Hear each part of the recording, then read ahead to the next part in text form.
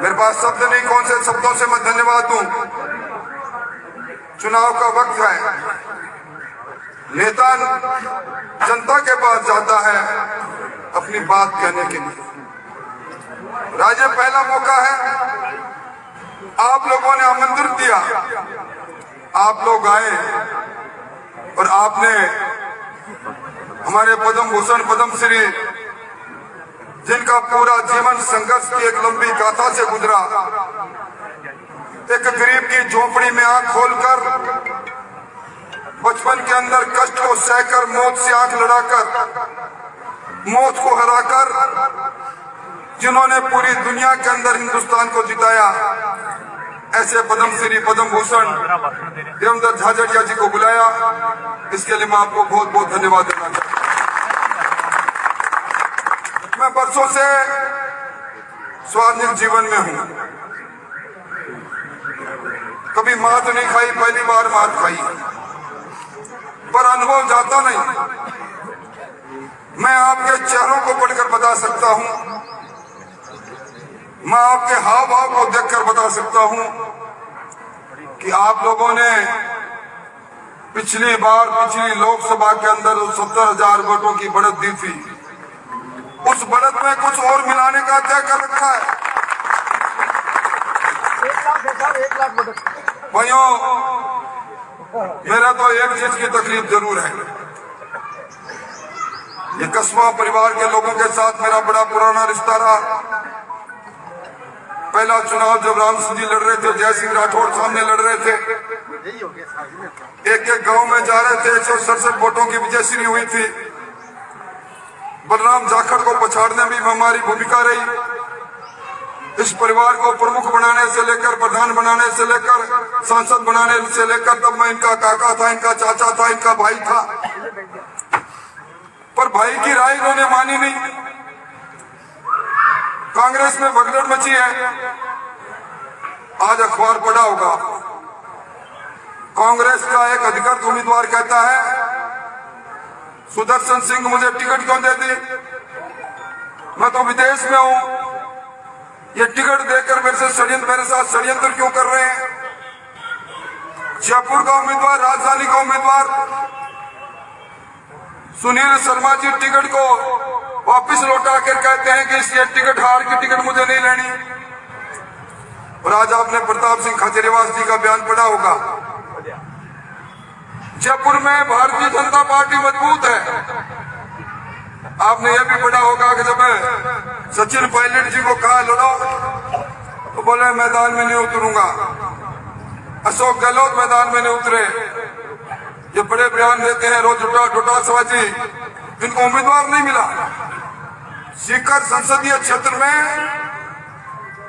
एक कॉमरेड के कंधों पर चढ़कर कांग्रेस चल रही है, ऐसी कांग्रेस की दुर्दशा। और उस कांग्रेस के अंदर हमारे राहुल जी दूसरे राहुल जी से मिल रहे हैं। एक वक्त के साथ मैं उनको कहना नहीं चाहता, पर उनकी हरकत भी बचकानी हरकत होगी। कांग्रेस की भगदड़ में वो कांग्रेस की तरफ जा रहे हैं और आरोप लगा रहे हैं कि मुझे पार्टी ने टिकट नहीं दिया। आज राजस्थान में 15 टिकट बदले हैं भाई। आपके पड़ोस में 5 बार लगातार विधायक MP रहे हैं निहाल जी, लगातार, और पिछली बार 5 लाख वोटों से जीते। वो टिकट भी बदल गया। आगे आपके झुंझुनू के अंदर नरेंद्र जी खिचड़, वो टिकट भी बदल गया, क्योंकि आलाकमान ने कहा यह माजरा क्या है, ये विधानसभा में 8-8 जगह पर चुनाव लड़ी बीजेपी, ये 2-2 लोग ही क्यों जीते। आपकी जिम्मेदारी है, टिकटें बदलना बड़ी बात नहीं। अब आरोप लगा रहे हैं टिकट कटाने में राठौड़ का सहयोग। आपने खबरों में पढ़ा होगा, सतीश पूनिया जी में दोनों टिकट मांग रहे थे। वो अजमेर में से मांग रहे थे, मैं राजसमंद से मांग रहा था। हम टिकट बांटने वाली कमेटी में, टिकट देने वाली कमेटी में, उन 7 लोगों में जब हम गए तो मोदी जी ने कहा प्राथमिकता तय करो, तुम दोनों हमारे राजस्थान का चेहरा हो, तुम दोनों को कुर्सी पर बैठना है या मोदी को कुर्सी पर बैठाना है। हमने कहा कुर्सी के लात मारेंगे मोदी जी, आपको सिंहासन पर बिठाएंगे। और वहीं से खड़े होकर कहा हमारे नाम काटो आप।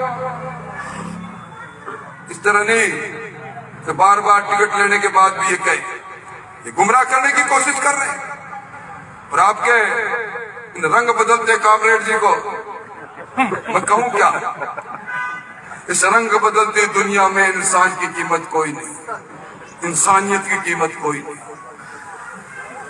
कांग्रेस के सामने चुनाव लड़े, कांग्रेस को सहयोग दे रहे हैं और दावा कर रहे हैं मैंने जितने वोट लिए वो सारे वोट मेरे साथ जाएंगे।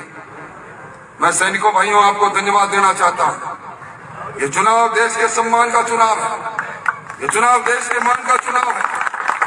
ये अश्वमेध यज्ञ है, अश्वमेध यज्ञ, अश्वमेध यज्ञ विश्व विजय हुआ हमारा हिंदुस्तान की पताका पूरी दुनिया में ऊंची से ऊंची हो। हमारी आर्थिक व्यवस्था जिस तेजी से बढ़ती जा रही है, ब्रिटेन ने हमारे पर 100 साल राज किया, ब्रिटेन को हराकर हम 5वीं अर्थव्यवस्था दुनिया की बन गए, हम 3री अर्थव्यवस्था बनेंगे।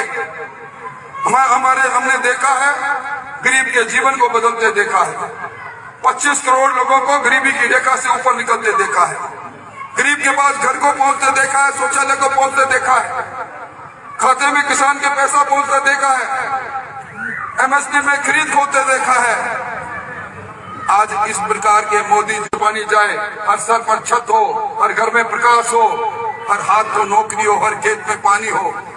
आज वो मोदी जी, जिन मोदी जी को G20 के अंदर 20 बड़े देश कहते हैं, मोदी जी दुनिया की अगुवाई करो, आज उन मोदी जी का चुनाव है। भाइयों, ये जो नौजवान बैठा है, ये नौजवान की कहानी आप अपने आप सुनोगे।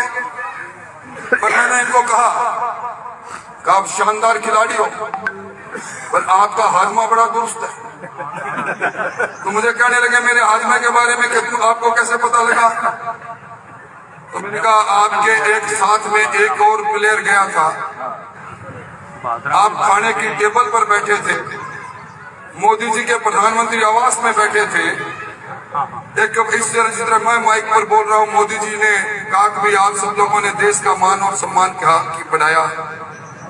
आप प्रेरणा कहां से मिली खेल की? निगाह पड़ गई इस देवेंद्र पर। कहा देवेंद्र तुम बताओ, तुम्हारी जुबानी से अपनी कहानी बताओ।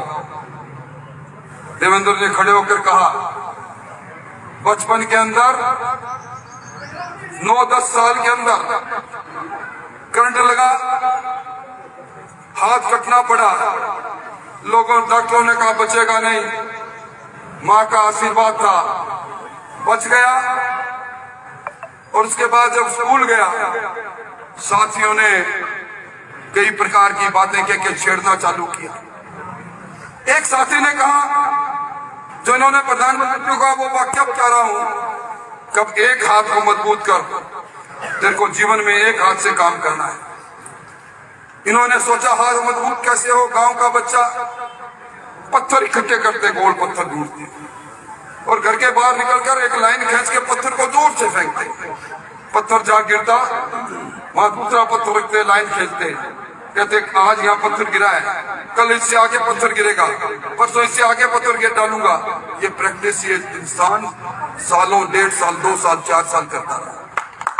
और उसके बाद जब स्कूल में गए, स्कूल के अंदर प्रतियोगिता हो रही थी, जेवलिन फेंकना था, आके लाइन में खड़े हो गया, गुरुजी मैं ही फेंक लूं क्या? बोला तेरा नाम ही नहीं। बोला मेरे को कंपटीशन में डालो, मत डालो, पर एक बार मैं फेंक लूं क्या? तेरे तो हाथ है क्या, कैसे फेंकेगा? तो मैं प्रैक्टिस करके दिखाता हूं। नौजवान ने पकड़ के जेवलिन को फेंका, भाले को फेंका, सबसे आगे, सबने तालियां ठोकी और कहा कि हमारी स्कूल की तरफ से भाला तू ही फेंकेगा। जिले में प्रतियोगिता हुई, जिले में देवेंद्र का भाला 1 नंबर पर, जिला प्रतियोगिता में इनको मेडल मिल गया। उसके बाद में कॉलेज में चले गए, हनुमानगढ़ में खुद खाना बनाने लगे, एक गुरु मिल गया, उसके साथ भाला फेंकते फेंकते यूनिवर्सिटी में फेंका, वहां 1 नंबर पर, राजस्थान में 1 नंबर पर, हिंदुस्तान में 1 नंबर पर। मोदी जी ने कहा बचपन में हाथ गंवाया, पत्थर फेंककर आज हिंदुस्तान का नाम किया। वाह देवेंद्र वाह, कहानी को हिंदुस्तान का बच्चा पढ़े इसलिए पाठ्यक्रम में तेरा नाम जाना।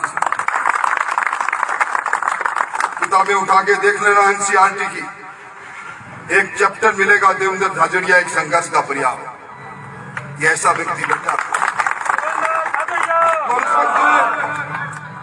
जब प्रधानमंत्री जी ने कहा सामाजिक जीवन में प्रेरणा बनो, राजनीतिक कार्यकर्ताओं की प्रेरणा बनो, प्रधानमंत्री 2 साल पहले ये कहते, उसके बाद टिकट अपना आप चल के नहीं आ जाए क्या भाई? हम नाम चाहे किसी का लगा दो। तो भाई एक और बताऊं मैं आपको, हम लोगों को प्रधानमंत्री, मैं अपोजिशन का नेता था, मैंने कहा प्रधानमंत्री जी से मिलना है मेरे को, 3 दिन बाद टेलीफोन आया कि इतने बज के इतने मिनट पर आ जाओ। और ये आपका बंदा है ना, डाकिया इतना मजबूत है, तो क्या कहा मोदी जी देवेंद्र आपका बेटा, देवेंद्र, तो ये आपकी जो मंत्री बातें हैं ना रेलवे की, रोज सब लोगों को जो आज तक लॉलीपॉप देते रहे ये नेताजी भी आते रहे भादरा के अंदर, 3 घरों में आकर कहते रहे भादरा मेरी मुट्ठी में है। भाइयों ये एक ऐसा आदमी है, बाएं फैला के आया, सारा भादरा को अपनी बाहों में समेटना चाहता है, 36 कौमों को साथ देना चाहता है। इसलिए लंबी बात नहीं कहूंगा, आपसे इतनी प्रार्थना है, ऐसा हीरो मिलेगा नहीं। डबल इंजन की सरकार है, ये सरकार अभी 4.5 साल तक और चलेगी। ये भजनलाल की सरकार, यमुना का पानी लाने वाली सरकार, गरीब को 450 रुपए में सिलेंडर देने वाली सरकार, नौजवानों के अरमान जिन्होंने लूटे उनको, पेपर माफिया को शिक्षों में बेचने वाली सरकार, चिट्टा बेचने वालों पर कार्रवाई करने वाली सरकार, डबल इंजन की सरकार।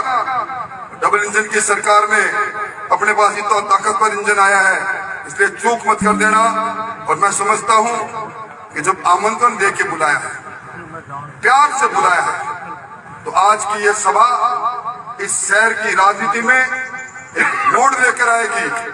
आप सारे दूत बनकर जाएंगे, मोदी जी के दूत बनेंगे। ये नौजवान सब जगह पहुंच नहीं पाएगा। आज के बाद आप ही हो, आप ही ब्रांड एम्बेसडर बनो और सब लोगों को कहो। मैं समझता हूं कि मैंने कुछ निवेदन आपके चरणों में किया है, आत्मा से किया है। आपका पड़ोसी भी हूं, बहुत से लोग गए भी हैं। मेरी प्रार्थना, अगर आपने चरणों में मेरी प्रार्थना जो दी और स्वीकार है, हाथ खड़े करके विश्वास दिलाओ, मन से हाथ खड़े करना, क्योंकि पीछे पीपल का वृक्ष है, पीपल के वृक्ष में देवता रहते हैं। हम कहते हैं हमारी शास्त्रों में, देवताओं के सामने जो झूठ बोलता है उसे कुंभी पाक नरक मिलता है। आप सब लोगों ने जिन्होंने गलती से हाथ उठा दिया, वो अपने हाथ को चाहे नीचे कर ले, एक बार और दोबारा हाथ खड़े करके बता दो तो संकल्प से उठे हुए हाथ हैं। बहुत बहुत धन्यवाद, बहुत बहुत आभार। और अब सीधा ही देवेंद्र जी को कहूंगा कि वो अपनी बात कहें। बहुत बहुत धन्यवाद।